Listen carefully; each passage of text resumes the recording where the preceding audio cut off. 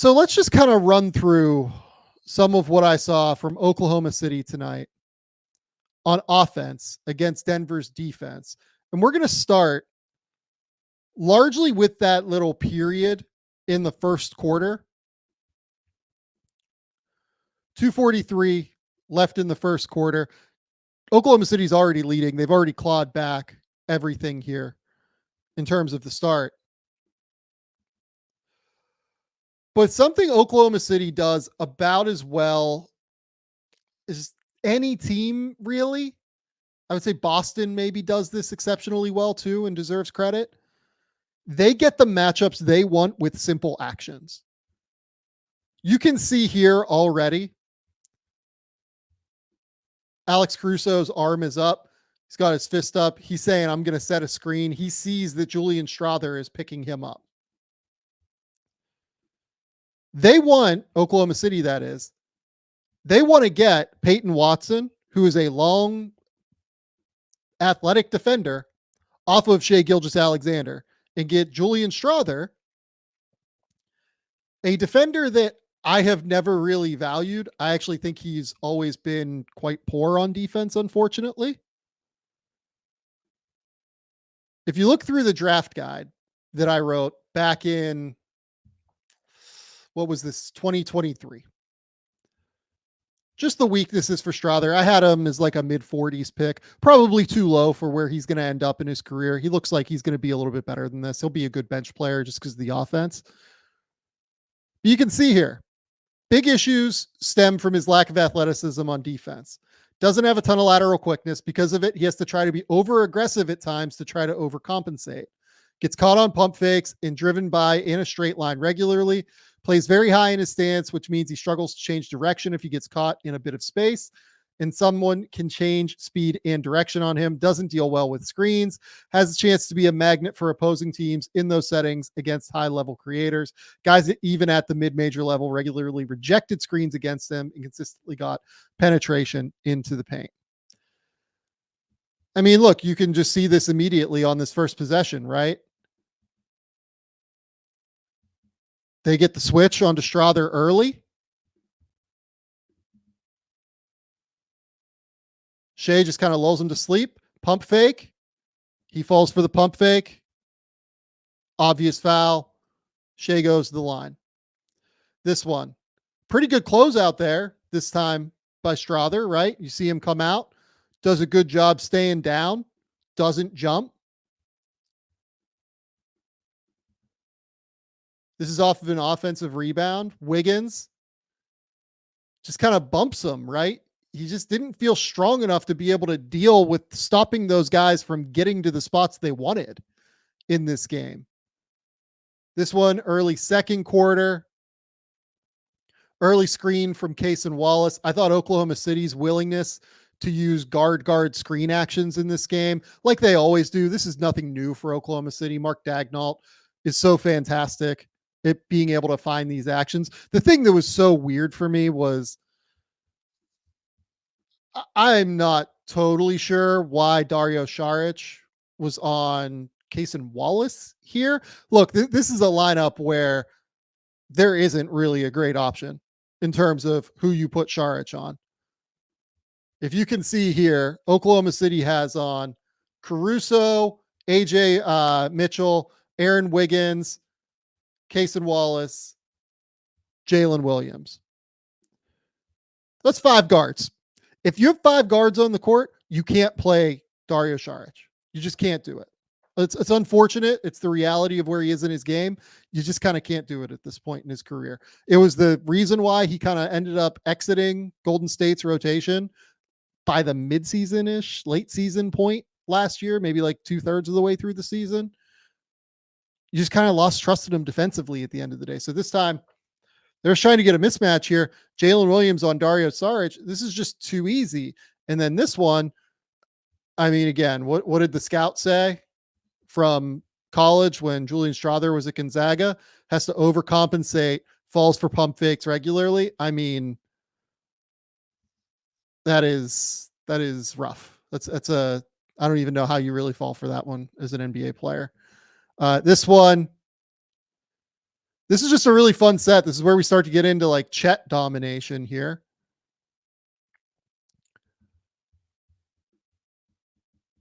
Oklahoma City here is running. It's not dissimilar to like a stack pick and roll, where essentially Shea is going to get over to this side here. And Chet's just going to kind of slip it. It's the same concept as a stack pick and roll.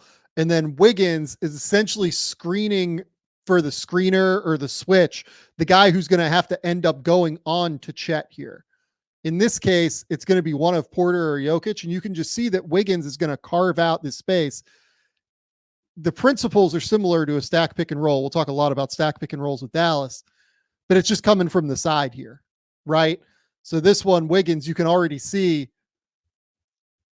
Shea engages Jokic, so he's got two defenders on him. Wiggins realizes this is going to have to be the help defender. He just goes and carves it out and creates a wide open opportunity for Chet here.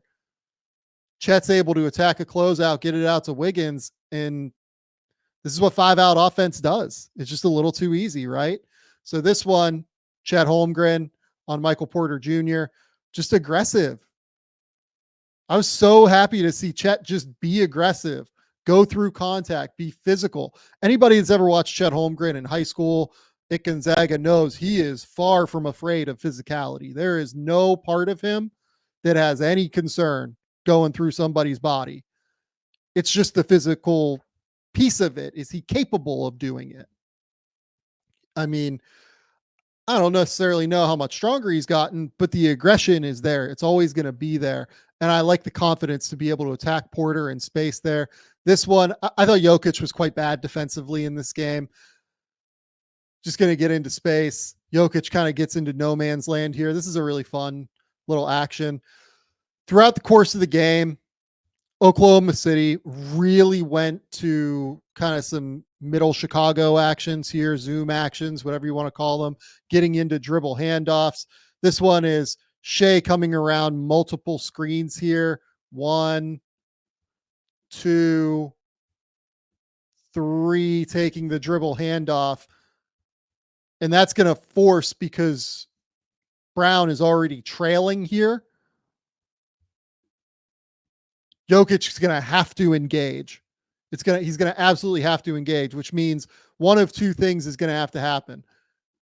Realistically, one of Murray or Gordon is going to have to tag, but this is all happening with speed is the issue. Or that's Porter in the corner. I'm sorry, it's not Gordon. Porter's just late on the tag, and it just opens this wide open lane for Chet to be able to attack. Coming down the court again. Chet just kind of hesitates and lulls Jokic to sleep. Aggression. That's the big key here for Chet Holmgren.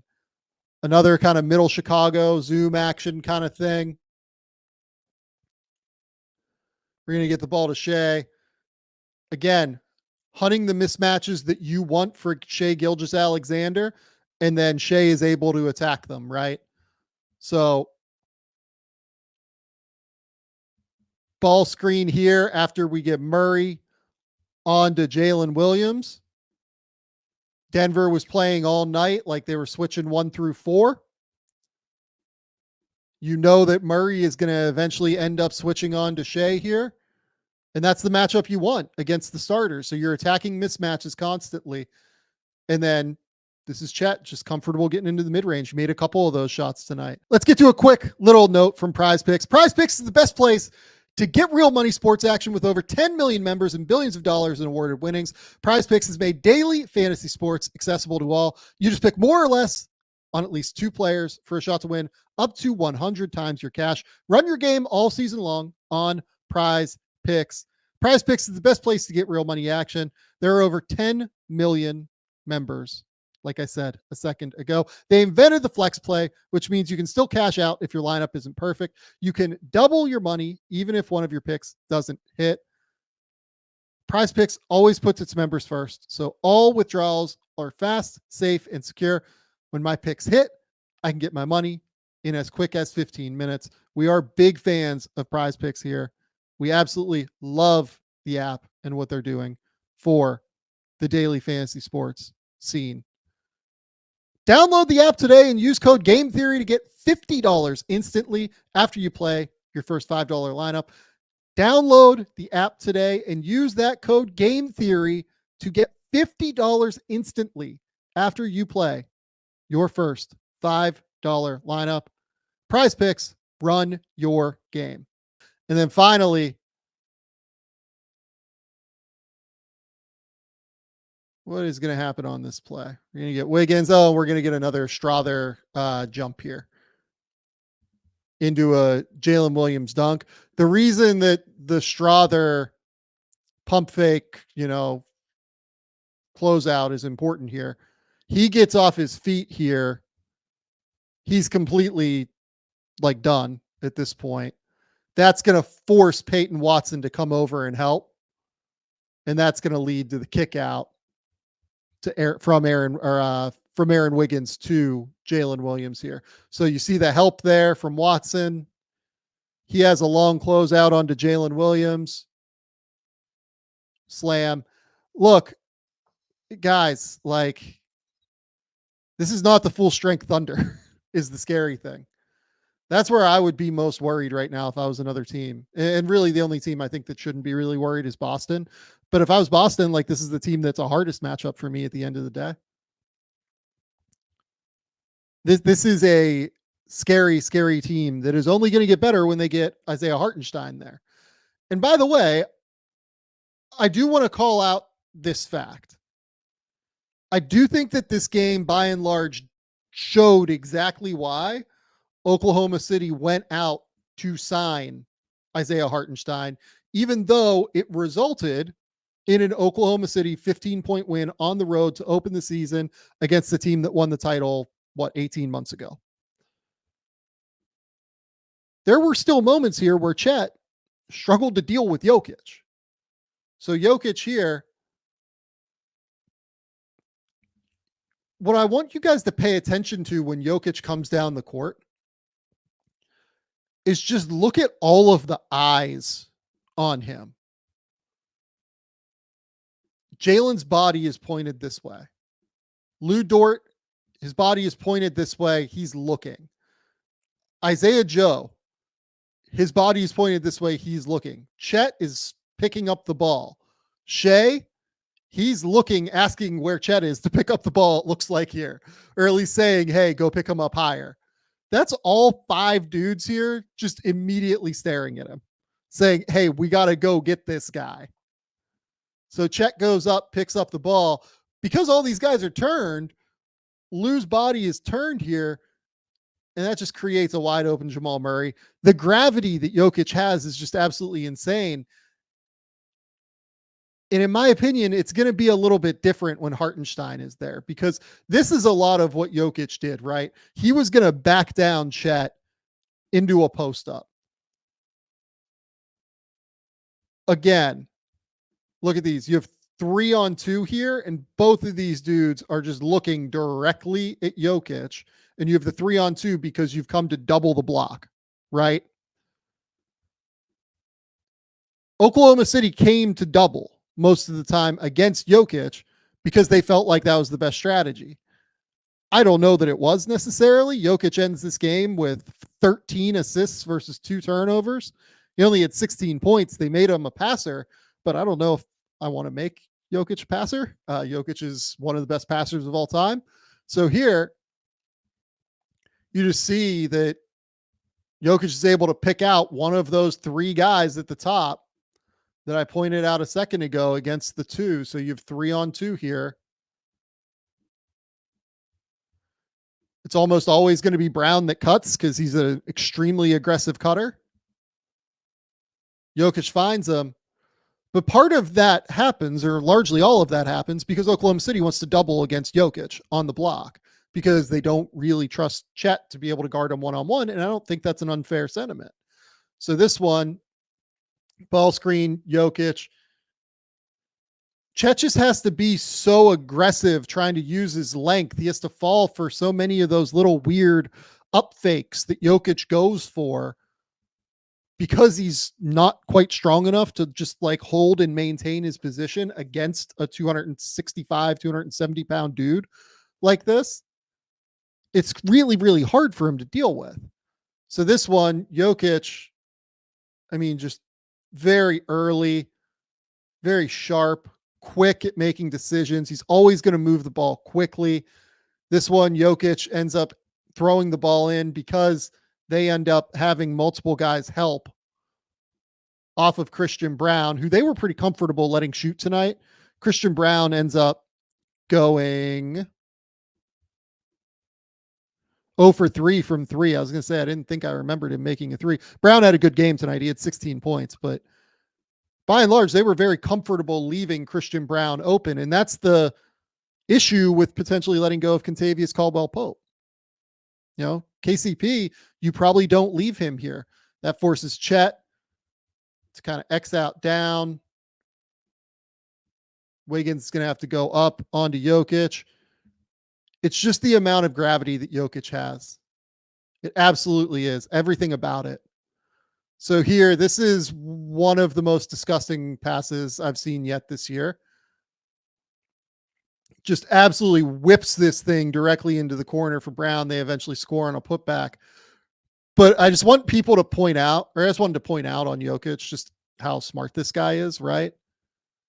So I think that right there, when he turns his head here and kind of backs out, that's when he sees that Brown is filtered to the corner. And the whole time, his whole goal here now is just to set it up so he can get to that pass. AJ Mitchell knows that he has to help deep in.